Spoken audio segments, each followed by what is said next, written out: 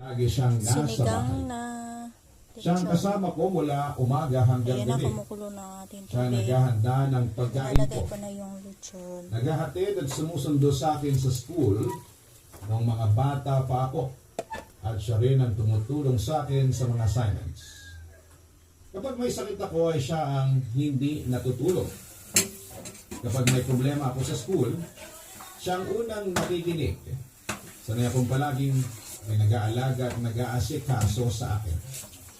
Si Daddy naman po ay nag-o-office work. Araw-araw siyang umaalis ng maaga Kailangan at natin umuwi durugin ng yung pagod. kamatis. Minsan ay tahimik At lamang sibuyas. siya kapag umuwi at minsan ay nakangiti, minsan ay halatang pagod na pagod.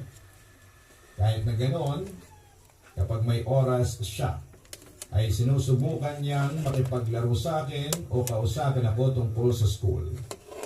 Hindi siya masyadong showy, pero ramdam na ramdam ko ang pagmamahal niya sa akin sa paraan ng pagsusumikap niya para sa pamilya namin. Maayos po ang buhay namin sa syudad. May maayos kaming bahay, may maayos na routine sa araw-araw. Gigising ako sa umaga, papasok sa school, tapos pagkatapos ng klase, diretso ako uwi agad. Hindi ako sanay maglaro sa labas. Wala rin masyadong batang kalaro sa lugar namin at karamihan sa mga kapitbahay namin ay matatanda o busy rin ang mga anak. Kaya madalas ay mag-isa lamang talaga ako. Sanay ako mag-isa sa kwarto at doon ako naglalaro. Doon ako nagbabasa. Doon ako nanonood ng TV. Doon ko rin natutunan na gawin ang mga bagay ng mag-isa. Kahit spoiled ako, naging independent din ako sa ibang bagay.